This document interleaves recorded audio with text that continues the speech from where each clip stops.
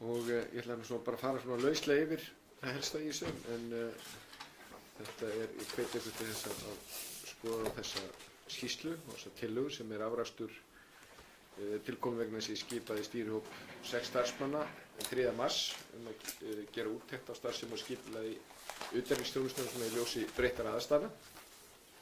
Tilgangur ekki að taka út utanríkisstefna sem mótuð ríkisstjórn, heldur að gera tillögu hvernig utanríkisþjónustan gæti framkvæmt stefnuna með skilvirkari hætti. Og hópurinn átti mjög víðtækt samráð, ekki bara innan utanríkisþjónustunnar, en allir starfsmenn gátu komið fram með sínar athugasemdir, sömuleiðis var almenningur gat gert það, en það var líka víðtækt samráð við alla þá hagsmunaaðila sem að málum koma. Einnig var litið til þess hvað aðrar þjóðir hafa verið að gera á undanförnum árum. Þær hafa sumar hverjar farið í gegnum svipað ferli og það var skoðað sérstaklega bæði með það sem hefur gefið út af þeim og einnig hefur fór stýrihópurinn og talaði við aðila sem að þessum málum komu í öðrum löndum. Þarna eru 150 tillögur, stórar og smáar, sem að eiga að fara að koma til framkvæmda á næstu árum. En það auðvitað verður að hafa þann fyrirvara að flesta því sem við gerum, að við gerum það í samvinnu við aðra. Og þess vegna það er þetta ekki bara undir okkur komið í utanríkisþjónustunni, heldur líka þeim sem við þurfum að vinna og viljum vinna með. Þegar þið fletti skýrslunni að það sjáum það kemur fram mjög sterk áhersla að gera utanríkisþjónustunni betur kleift að mæta áskorunum 21. aldar, enda er undirtitillinn hennar hagsmunagæsla í síbreytilegum heimi. Og við vitum það að hann breytist mun hraðar heldur en áður og afskaplega mikilvægt að útvörður Íslands taki mið af því. Og þetta endurspeglast meðal annars í frekari aðlögun utanríkisþjónustunnar breyttum aðstæðum í alþjóðlegu efnahags- og viðskiptamálum og henni verið betur gert kleift að svara þörfum atvinnulífsins með sókn í aukinni fríverslun og viðskiptaþjónustu í nýmarkaðsríkjum. Þegar við erum að tala um atvinnulífi þá erum við að tala um það í víðu samhengi, við erum ekki síst að tala um skapandi greinar og menningarmálin og annað slíkt. Tillögurnar fela í sér minni háttar breytingar á skipulagi utanríkisráðsins, meðal annars endurreist varnarmálaskrifstofu vegna vaxandi umsvifa í þeim málaflokki eins og við þekkjum. Hvað varðar staðsetningu sendiskrifstofa, þá er gert ráð fyrir lokun sendiráðs í Vín og þar verði minni fastanum gagnvart ÖSE og opnað verða nýjar sendiskrifstofur í Kaliforníu og Suðaustur-Asíu.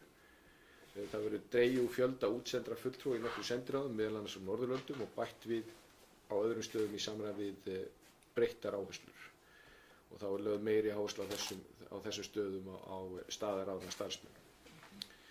Það var lagt fyrir stýrihópinn að reyna að mæta nýjum áherslum innan núverandi fjárlagaramma, það er að segja grundvelli núllvaxtar, við vitum hver áætlun er fyrir næstu 5 ár og þannig að tillögurnar fela í sér aðlögun á sömu stöðum til að hægt sé að auka viðveru og þjónustu og öðrum eins og þið finnið þegar þið lesið í gegnum þetta. Þetta er umfangsmesta endurskoðunar og umbótaferli sem utanríkisþjónustan hefur ráðist í og markmiðið er að hámarka nýtingu mannauðs og fjármuna.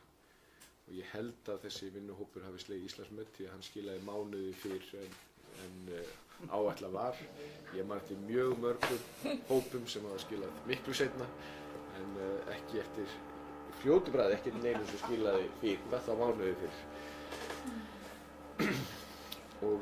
Og í stuttu máli að utanríkisþjónustan er útvörðurinn og það er gríðarlega mikilvægt tæki í íslenskri hagsmunagæslu og við verðum að tryggja þá það sé aðlögunarhæfni og sveigjanleiki sem er forsenda árangurs auðvitað alltaf, en sérstaklega núna þegar við sjáum hvað eru gríðarlega miklar breytingar á örskömmum tíma.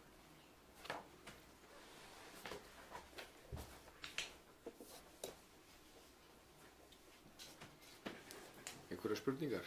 Eða liggur þetta allt fyrir?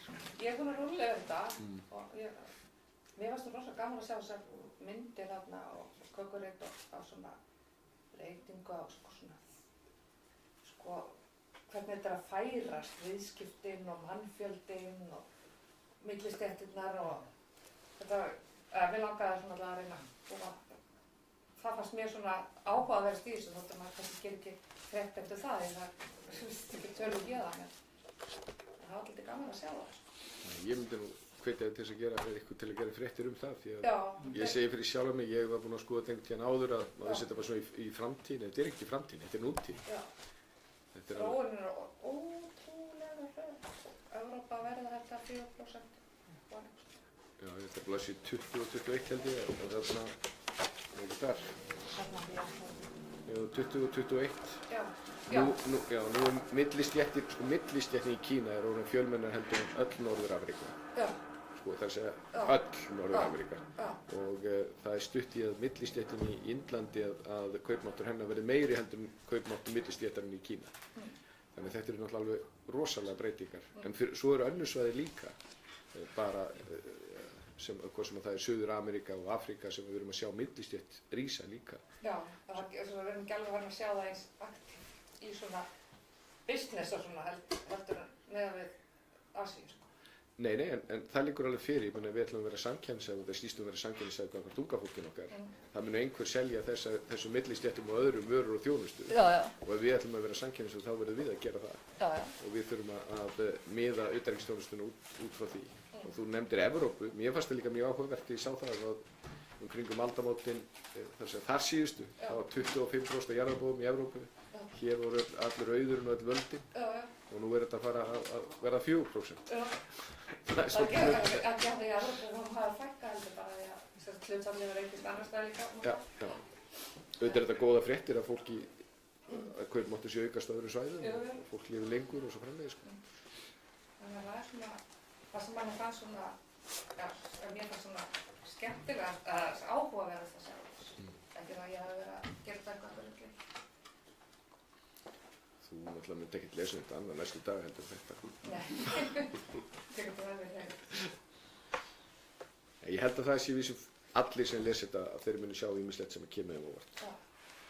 Ég þóttist vita aðeins þennan málaflokk að verði komið inn en því ég hef búin að sjá þetta í draugum og það var mjög margt sem komið mjög óvart. En annars myndi við bara vilja viðtala, en ég veit ekki, við ráðherrar. Það er bara sjálfsagt að vita það. Viljið þið fara út á Svanendur eða eitthvað? Var það ekki bíðislega? Það er í bakgrunni.